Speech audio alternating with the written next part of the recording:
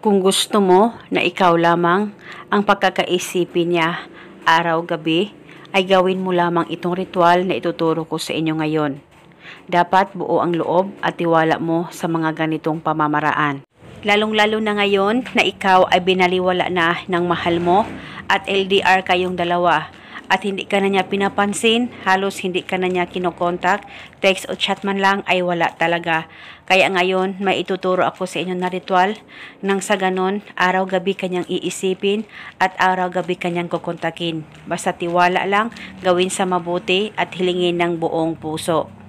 Ang gagawin mo lamang, kumuha ka ng panulat kahit anong kulay, isulat sa palad mo ang kanyang tunay na pangalan at apelido ng 3 beses. At pagkatapos, kumuha ka ng isang butil na bawang at ilagay ito sa palad mo na may nakasulat na pangalan niya.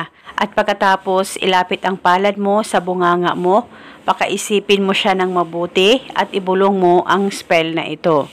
Pangalan at apelido. Sa pamamagitan nitong ritual, ako lamang ang iisipin mo araw-gabi. Ibulong mo lamang ito ng 3 beses. At pagkatapos, kunin ang bawang at ilagay ito sa ilalim ng unan mo at uunanan mo ito buong gabi. At kinabukasan, pwedeng kunin at dalhin kahit saan ka man magpunta. At kinabukasan, ulitin ang paggawa nitong ritual, ganun pa rin ang bawang ang gagamitin mo.